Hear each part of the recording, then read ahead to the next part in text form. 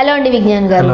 ఒకే frame లో నాని గారిని రవితేజ గారిని చూసాం, హాయిగా ముచ్చట్లు చెప్పుకుంటూ కదా. పండగ అని చెప్పేసి జనాలందరికీ ఇష్టం.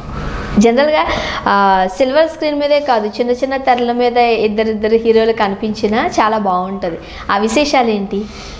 వీళ్ళది ఇప్పుడు రావణాసుర యాక్చువల్గా కలిసింది రవితేజ అండ్ నాని అంటారు, కానీ నేను ధరణి అండ్ రావణ కలిశారు అంట. ధరణి అండ్ రావణ రెండు క్యారెక్టర్స్ కలిసాయి. ఎందుకు అంటే రవితేజ అండ్ నాని కలవడం అనేది వేరు, అది సిల్వర్ స్క్రీన్ మీద వీళ్ళు మల్టీ స్టారర్లా చెప్పుకోవాలి.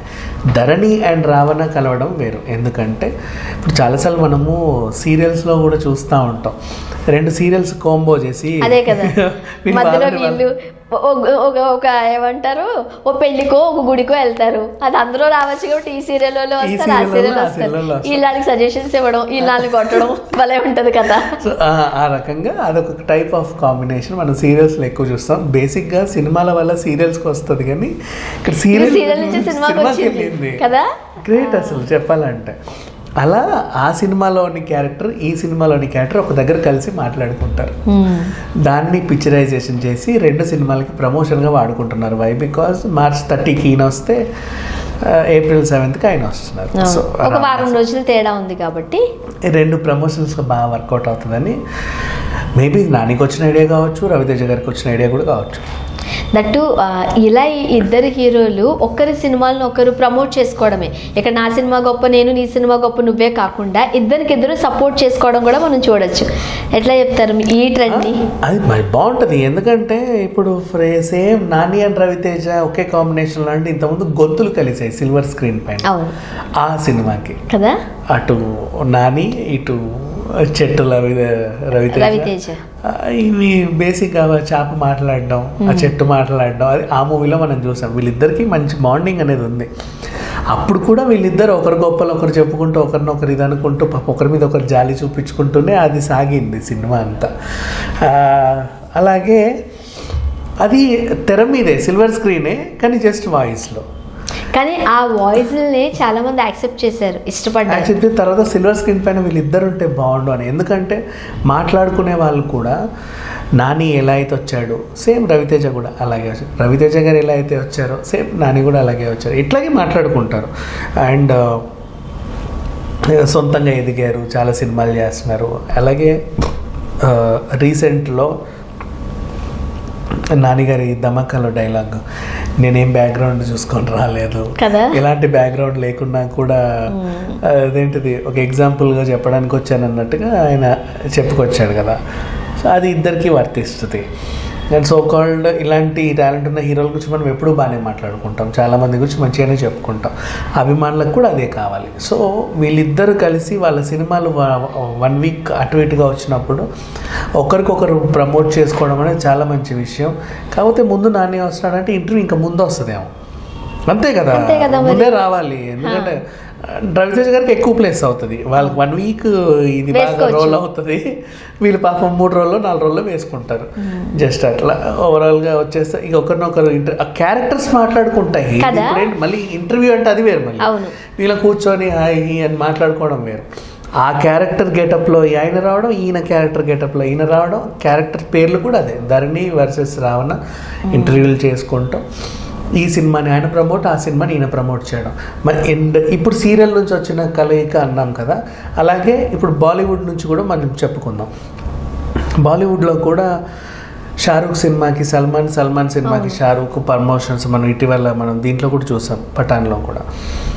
ఒక హీరో ఇంకో హీరోకి సపోర్ట్ చేయడం అంటే వాళ్ళ ఆడియో ఫంక్షన్కి వచ్చి మైక్ పట్టుకొని హీ అని పనులకి లీసే సరిపోదు.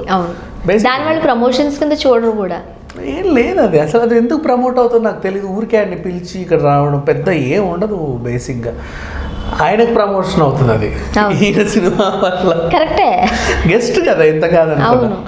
ఈ హీరో ఆ హీరోని పిలిచాడంటే ఆ హీరో కంటే ఈ హీరో తక్కువేగా. అండ్ మొన్న అఖిల్ని కూడా పిలిచారు, సాయి ధరమ్ తేజ్ని పిలిచారు, అందరినీ పిలుస్తున్నారు. సో ఏదేమైనా ఇదేం కల్చరో నాకు తెలియదు, కానీ ఒక రకంగా చూసుకుంటే వింతే ఈ సినిమా గట్ట నాకు అది నచ్చల ప్రమోషన్ పార్ట్. ఇప్పుడు ఇలా ఒక హీరో ఇంకో హీరోని ఇంటర్వ్యూ చేస్తున్నారు అంటే ఇది ఒక వేరే విషయం. అండ్ ఈ బిఫోర్ కూడా మొన్న సంక్రాంతి టైంలో కూడా చిరు వర్సెస్ వాళ్ళ ఫైట్ నడిచింది కదా, అప్పుడు కూడా మైత్రి వాళ్ళు ఒక ట్రై చేశారు. ఏంటంటే బాలకృష్ణ గారిని చిరంజీవి గారిని కలిపి ఒక ఇంటర్వ్యూ చేద్దామా, లేదా వీళ్ళిద్దరే ఒకరినొకరు మాట్లాడుకుంటే బాగుంటుందా అని చెప్పేసి ఒకటి వీళ్ళిద్దరు మాట్లాడుకుంటే చాలా బాగుంటుంది, ఇంటర్వ్యూలా కాకుండా కబుర్లు చెప్పుకుంటే. అప్పుడు అన్స్టాపబుల్ కి రమ్మంటేనే చిరంజీవి గారు రాలేదు కాబట్టి, బట్ అప్పుడు అల్లు అరవింద్ గారు ఏదో ఫిట్టింగ్ పెట్టారు అన్నారు కదా, అయ్యింది. ఇక అది వాళ్ళ ఇష్టం. బట్ ఏదేమైనా సరే ఓవరాల్గా ఆ ప్రమోషన్ అప్పుడు రాకపోయినా తర్వాత చాలామంది హీరోలు ఇంకో రకంగా ట్రై చేసినా కూడా ఎక్కడ కుదరలేదు. నాని గారికి రవితేజ గారికి ఎందుకు కుదిరింది అంటే ఇద్దరు సమవజ్జీలు కాబట్టి. సమవజ్జీలు అంటే ఆయన సీనియర్ అయినా జూనియర్ అయినా కూడా సొంతంగా బాగా ఇదిగా డెవలప్ అయ్యారు కాబట్టి ఏ రకంగా చూసుకున్నా సరే ఇది ఒక మంచి పర్యాయం అని చెప్పుకోవాలి. అండ్ కొన్ని చోట్ల మనము దసరా అంటే ఆ సెలబ్రేషన్స్ని, కొన్ని చోట్ల ఈ రావణాసుర వధ, ఓకే దసరా అంటే అదొక పండగ ఫెస్టివల్ని సెలబ్రేట్ చేసుకోవడం, కొన్ని చోట్ల రావణాసుర వధ ఇవి జరుగుతూ ఉంటాయి.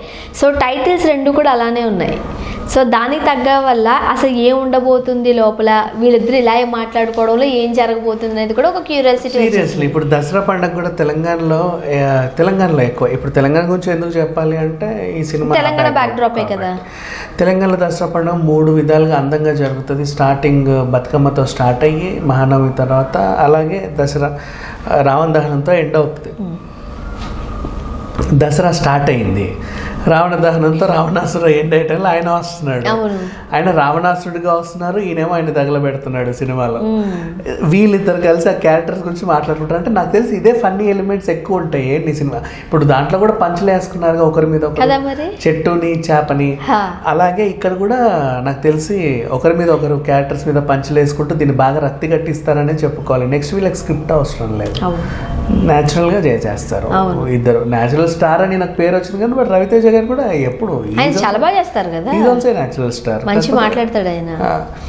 మాస్ మహారాజా మంచి బిరుదు వచ్చింది. ఏదేమైనా వీళ్ళిద్దరూ కలిసి చేసే ఈ ఎపిసోడ్ కోసం అయితే యాక్చువల్గా చెప్పాలంటే రవితేజకి ధమాకాతో మంచి హిట్ ఉంది. ఇప్పుడు రావణాసుర వస్తే ఒక అడిషనల్ బూస్టప్ అవుతుంది. బట్ నానికైతే మాత్రం ఖచ్చితంగా సాలిడ్ హిట్ కావాలి. ఈ టైంలో వీళ్ళిద్దరూ ప్రమోట్ చేసుకోరు, పెద్దవాళ్ళు ఎవరో వచ్చి వీళ్ళని సపోర్ట్ చేయరు. ఇప్పుడు వీళ్ళు జానర్లో వీళ్ళు స్కేల్లో ఉన్న వాళ్ళే వీళ్ళని ఒకరొకరు సపోర్ట్ చేసుకోవాలి. సో అది కూడా అనుకోవచ్చు మనం కదా. అండ్ ఇక్కడ పెద్దవాళ్ళు ఎవరు సపోర్ట్ చేయరు అంటే ఒక విమర్శ కూడా వినిపిస్తుంది. చిరంజీవి గారు కూడా ఈయన సినిమా లాస్ట్ సినిమా ఈయన వల్లే ఆయనకి హిట్ వచ్చింది. ఇప్పుడు ఈయన సినిమా ప్రమోషన్కి అయినా రావచ్చు కదా కనీసం. తమ్ముడు గిమ్ముడు అని చాలా అదేదో డైలాగులు చెప్పారు. అందుకని చెప్పేసి ఇది ఇంతే, కొంతమంది అలాగే ఉంటారు, వాళ్ళని వదిలేద్దాం. వీళ్ళైతే మాత్రం ఈ సినిమాని ఎటు చేసి నిలబెడతారు, హిట్ చేస్తారు. March 30కి దసరా బ్లాక్ బస్టర్. ఆల్రెడీ ఈ సంవత్సరానికి ఇవ్వాల్సిన అవార్డుల్లో కొన్ని రంగమార్తాండకి వెళ్ళిపోయినాయి అని అనుకో, 1-2 బలగంకి వెళ్ళిపోయాయి అనుకో.